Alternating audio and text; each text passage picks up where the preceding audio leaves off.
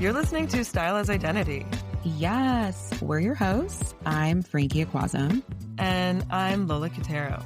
So, is starting a brand on your vision board? Or do you just love fashion and want us to talk nerdy to you? Either way, we got you. Join us as we get into aspects of the trade that you might not find online. We're uncovering truths from the founders and designers daring to build within their vision and values. These brands, they're shifting our understanding of the style status quo. And the more time we spend with them, the more we expect from what we wear and the brands that sell them. So, we're glad you're here. Let's do this. Hi, everyone. Today, it's me and Lola. Hey, Lola. Hi, Frankie. And we're reflecting on the Ancestry theme. So the theme is Ancestry, and we talk to 4 amazing brands. We talked to UnoEth, Xiomara Rosa Tedla. Her dad, Dagny Tedla, was not in the room, but was there in spirit. We talked to Nazzal Studios, specifically Sylvia Nazzal, who is just a baddie. And we talked to House of Aama with Akua Shabaka and her mother, Rebecca Henry, who was also not in the room, but was there in spirit. Are you sensing the theme here? Ancestry, building with family, or within a culture. We'll get more into it, but it was really incredible. And then lastly, but not leastly, I know that's not a word, Dendezeiro with Izan Silva and Pedro Batalha, who was not in the room, but is also an amazing co-founder. So we had a great group, and we're just going to get into how all these people were not only building within their values, but also building within their ancestry and honoring both things that came before them by either learning about them, digging for them, or living them. Yeah. Y'all with us? And speaking of honoring ourselves, our heritage, our family, we have a little announcement at the end, so stay with us. But this theme, Frankie, oh my goodness, it was so meaty, and I'm still thinking about it, which I guess is why we're here today. Like, there was a loss for words, I think, in some of the, after hearing people just like sitting with hearing their stories. What I really walked away with is that these brands are all a preservation through storytelling, and fashion is the language. Ooh, okay. I like that. And that is true. Preservation through storytelling and fashion is the language. I love that too, because I think Izan mentioned fashion as a language. And I know that's not the first time we've talked about that on this podcast, but something about the contextualizing that within Ancestry was really powerful. When we talked to Akua at House of Aama, we talked about how like what she and her mother are doing, it's like very similar to archiving. And so it's interesting to see how people are able to almost extend the conversation of the past while mixing it in with new language, things that we can all really quickly relate to today, even if it's not based on our own personal story. So it's like ancestry that's honoring, but then it creates like a shared experience. Yeah. Like with Akua, whether the collection was exploring Black resort communities in California or the avant-garde jazz scene, but it was like through her lens and through her family, and it just tied both of these together and creating more context and references and resources for our existence. Yeah. And to your point too, realizing an imaginative space.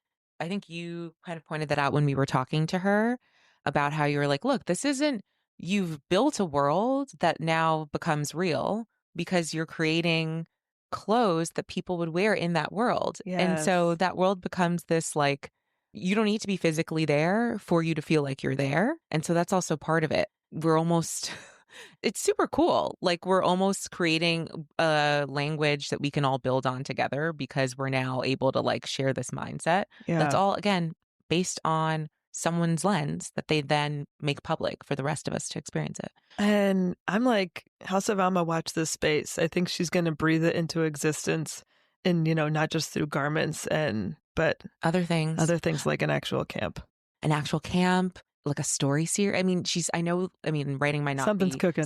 Like, I feel like even just the teaser film for Saltwater, the collection, I was like, I think it was less than 3 minutes, maybe even less than that. Mm. And I was watching it and then I rewatched it and I was like, I want more of this. Just feeling like, I can see what the clothes that they produce, the pieces they produce.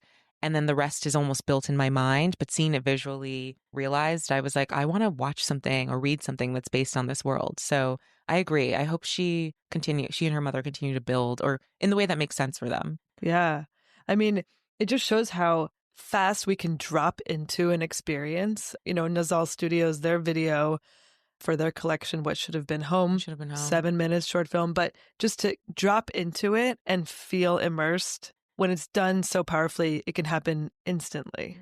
Why is that, do we think? I wonder if it's because oftentimes, I'm not saying everyone does this, but if you create some sort of teaser or video and you're doing it for the sole purpose of selling, it could be really compelling, but it's not necessarily something you're dropped into. It feels almost like you are watching something happen versus consuming, versus both of them create worlds that feed into each other. The pieces they create are based on a really strong story, and then they visually tell that story, and the pieces are just part of it. So it's very cyclical. Yeah. And I think that is partially what makes it so immersive. It's like you ever hear when like, oh, I was at the party but not of the party, and it kind of feels like that with some videos, or even just like if I'm on TikTok and I'm scrolling, I might see a joke and laugh at it. It's like I'm at the content, but I'm not of the content. And these videos allow us to drop in and feel maybe not of it, in the same sense, but just like I'm in there and I'm feeling these things. And, a lot of people have been making little videos now on TikTok and Instagram for their marketing, whatever. And the ones that are getting it right might not be when I look at Nazzal and Ikwuazom's videos, those are just like next level. And I'm comparing, but I'm like, can't even compare. Cinematography. Yeah. Like, okay. At its finest. Like Tribeca, here we come. Yeah. Tribeca Film Festival, here we come. But in the same sense, I think the brands that get it about storytelling, it is about helping people drop into it and feel of it, as opposed to being just at it and consuming it at superficial lens or face value. Yeah. It's not just fashion brands or people who are creating things that people can adorn on their bodies. It's a lot of brands could learn from that, because I think people are getting desensitized to what they're watching and what they're seeing. Yeah. And you don't say. Like, hello? Just freaking gray brain, or smooth brain, whatever. Actually, I didn't mean smooth brain, but smooth brain. Melted brain? Melted brain. Help. Yeah. What were some other similarities you identified between our different beautiful brands? Oh my. Well, processing. After warming up. Turning on brain. Brain activated. Going back to the family aspect, we are intentional with looking at brands that were in business with other family members and or clearly building within their ancestral lineage. But the parts that were unexpected that came out was like with Xiomara and UnoEth, her counterpart, artisan partner, Museon, they were like brother and sister in business. Like they formed this bond, and they didn't know when they started, right, that they would both be these like budding entrepreneurs and go through growing and evolution pains together. And there's just something really beautiful about that story of her wanting to start a brand that kind of taps into her roots and culture, and then along the way kind of building our chosen family from a business perspective. And even with Izan being inspired by his grandma and wanting to connect with her more, being able to produce something new that carried her experience and his experience through, and then kind of do a look back with her and show her like what he's created as a result, and just these through lines that are now created as a result of all that. Oh, I love that. This is super interesting, because what you're sharing kind of reminds me of what Akria said around almost exploring her past, grieving her father publicly through the different collections, specifically the Sun Records collection.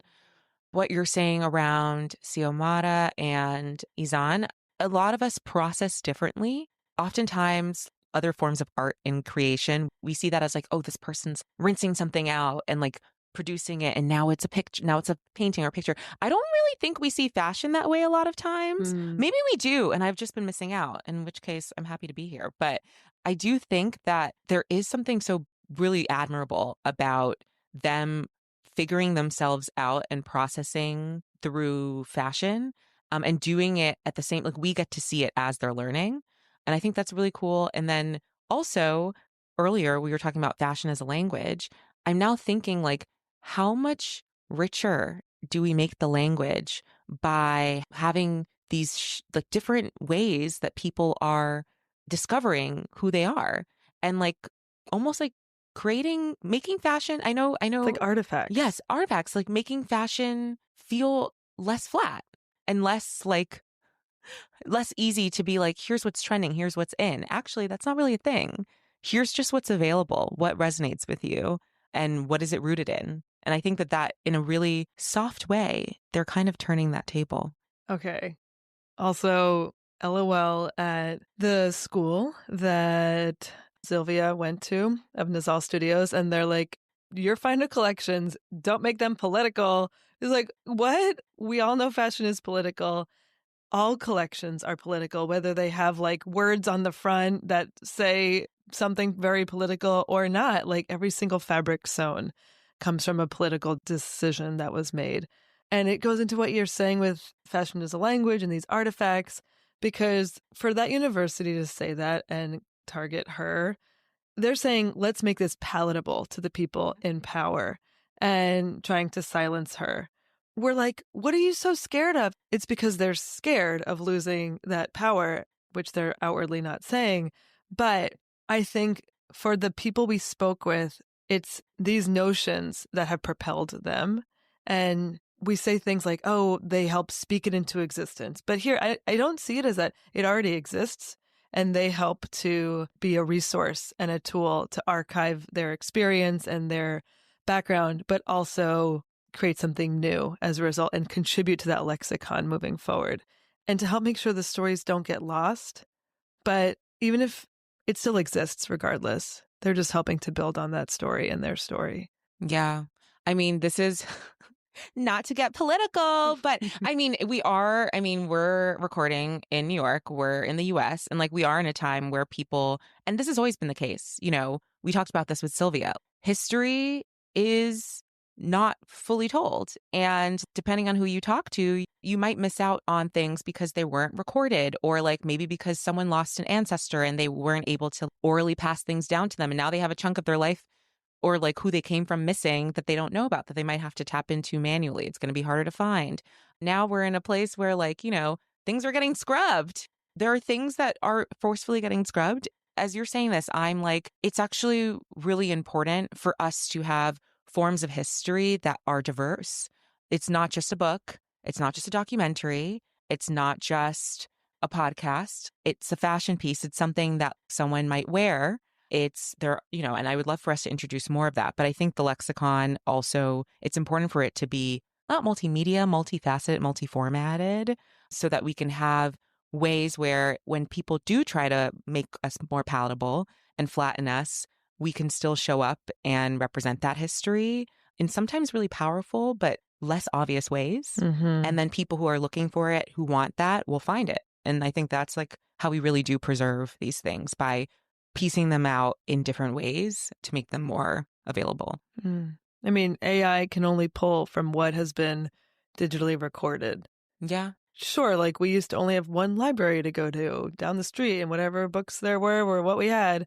And you could say AI has, and the internet has increased what our library looks like, but it still is only what's been recorded from the people that exist and have the power to record it. On that light note, yeah, let's spice this up a bit more. And well, no, this is spicy, but I more mean let's talk lighten about camel it. shoes. Let's lighten it. Oh my gosh, camel shoes. I will have my foot in one of those one day. My foot will be in it. I will say this. My feet. Every single person had the passion to pursue. When she was like, we've used other parts of the camel, just not like, what about the hooves? Yeah, I did care about the camels in that moment, but also I eat meat, so I'm a hypocrite. Yeah, moderation. Yeah. But also if you're using all aspects of an animal.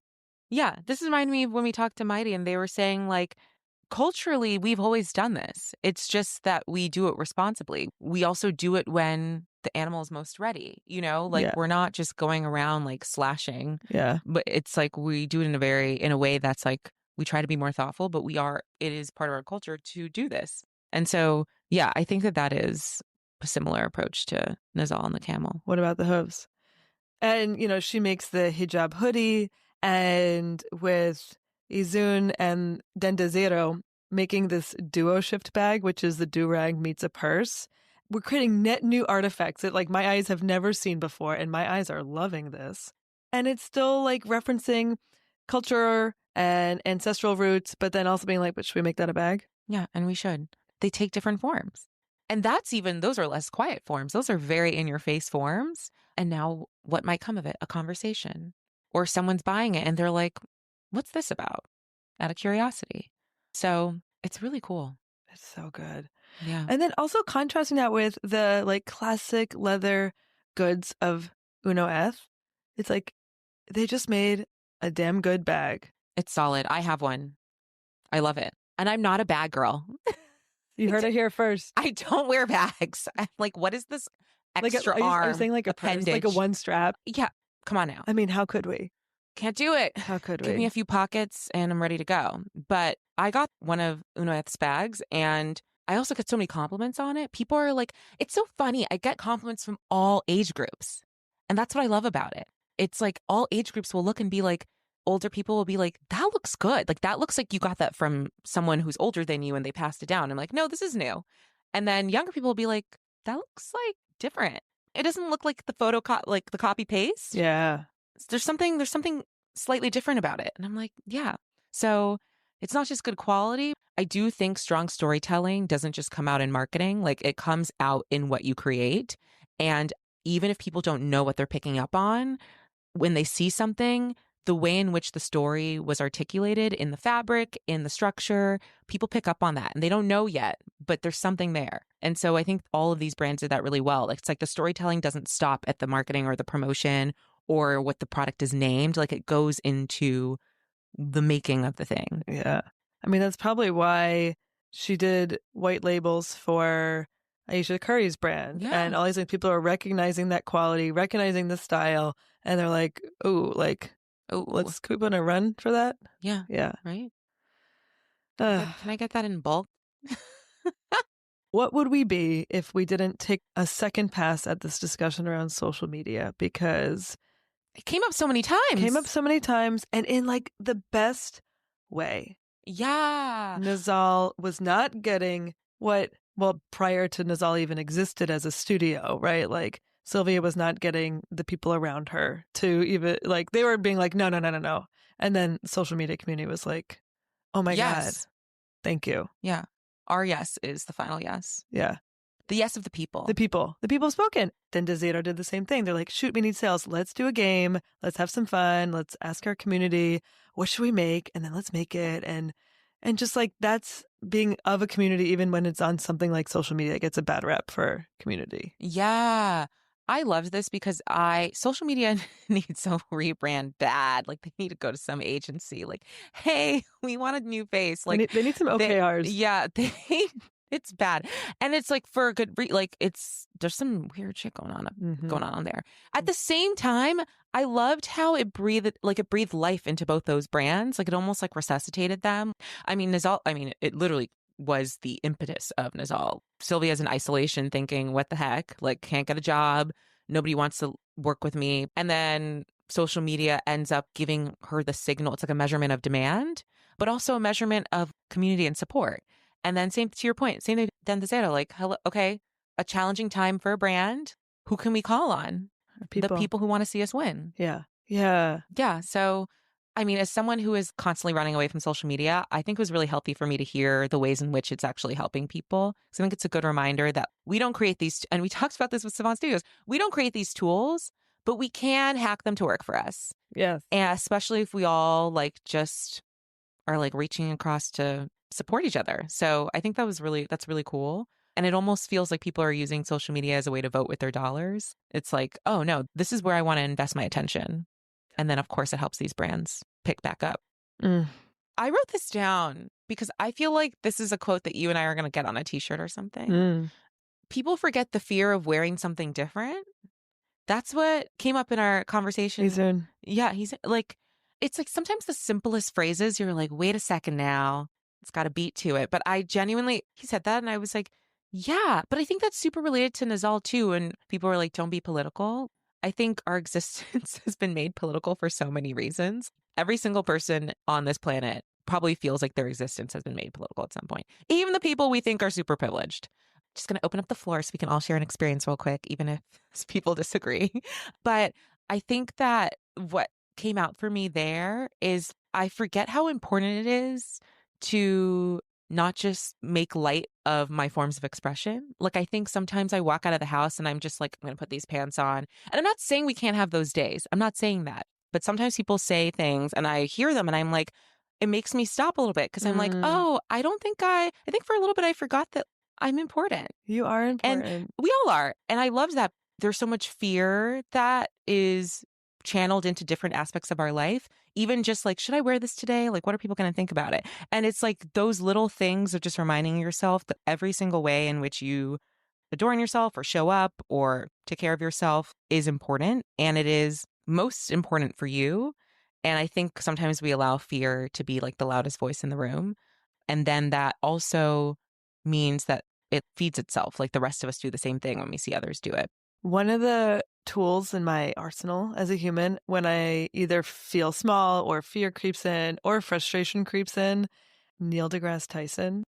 Oh my gosh. I have a podcast episode queued with him. It's an old video now, but if you Google Neil deGrasse Tyson, the most astounding fact. Do you know what I'm talking about? Yes, I know what you're talking about. Yes. It's like a 2-minute video, but it's like something about the stars and how for some people it makes them feel small, but for him it makes him feel big because he is part of this universe. And it grounds me in this way where I feel important, but I also feel part of something. And it kind of helps dissipate my frustration or fear. Sometimes I'll listen to it. There was a period of my time I was like queuing that 5 times a day. Like, gotta regulate and do what I can. YouTube. Play again. I totally feel what you're saying. Yeah. I do. Yeah. Oh, I love that. You really rounded that out. On that, hearing all these people pursue their passion and honor their purpose. Frankie, you're honoring something about yourself right now. Yes. Great transition, Lola. Okay, well, gotta be real with all of you. It's been wonderful. And I have had the best time, like truly the best time, helping create this, should we call it sonic style experience? Oh my God. This sexy sonic style experience. Going into next season, you're going to hear less from me. And the reason for that is because this has been a shared passion for 4 years and counting, way longer than that. But I more mean the time the podcast has been live. And I've had the best time doing it. I've learned so much. I've loved more. I've met people, made new friends. And next season, Lola's going to be taking the reins. I'm going to be in here for a few reflections, maybe talking to some brands, come back to co-host. But I'm really trying to spend next year and the next few months, like really focusing on my own creative pursuits. Yes. What that looks like, we will all know. And I will try to make it similar to all these brands, a shared experience. But I think it's really important sometimes even when you love something to realize like, to do something else you love a lot, you kind of have to choose. And I was in that position recently and I made the decision that I know feels hard now, feels sad now, but it's going to be cool when I've spent enough time getting to know more about the ways in which I want to express myself. So didn't mean to seem vague, but more to come soon. I think it's okay to be vague. You know, I think for me, I don't like to talk about something until it's concrete because I know people are going to ask me questions. I don't have the answer. It's so stressful. I'm still asking myself questions. Right. And that's okay. And we're just happy that you're... No qualifiers. I mean, I know what you're working on because I get the inside scoop, everybody. I get the inside scoop. It's nice to protect ourselves in the incubation stage. I think there's a lot of pressure to share. And I think that's also good. We should share. Because creating a community is the best thing. It's such a gift. It's okay to also just protect what you have for a little bit while you figure it out. But I do want to say, tip for everyone, if you're thinking about starting a podcast, I know there's so many podcasts out here and everyone's always like, everyone has a podcast. But actually, also it doesn't have to apply to if you're even thinking about starting a podcast. If you're thinking about doing something, two things that I learned from being part of Stylize Identity. One, who you do it with is important. It'll completely change the output, literally night and day. And then two, just because you don't know anything about it doesn't mean you can't start doing it tomorrow. Oh my God. I was Googling how to use my voice. How do I train my voice to be on a podcast? And everyone, all the guys were like, what are you trying to learn? Yeah. But it's true. Like, think about now it feels like second nature. And like, obviously we had Erica, the whiz producer. So like, we weren't completely starting from scratch, but still, if you want to do something, just do it. Don't wait till you know everything to do it. Because then by then you'll probably have another idea and move on to that. Right. Yeah. I mean, this is a creative expression. Every episode, I'm like, oh, I wish I did that or whatever. Like I learn and I'm just trying to focus on what did I learn and what can I do with it as opposed to just sitting in the cringe, which like I do. I still do it. We still do it. Yeah. Got a couch in the cringe. Yeah. The love seat. Anyway, we love you, Frankie, so much. I love you. I'd be like, this was sick. And we'll see you on Reflections and when the vibes are right. When the vibes are right. Yeah. Yes. Still here, still part of the majority group. Okay. Yeah. But I'm super excited to see how Lola and Erica and Steph continue to build this world that we've created. Yeah. All right, everybody, we're going to go. We love you. Yes. Love you, Frankie. Love you. Bye. Hey, everybody. Lola here. Thanks for listening. Stylize Identity is part of the Majority Group, which is focused on spotlighting and supporting the brands that make us feel seen. In addition to this podcast, we offer business and strategy advice to brands, have an investment arm, and more. Basically, we want to see you win and do what we can to make it happen. For more info on us, head to themajoritygroup.com. Love ya.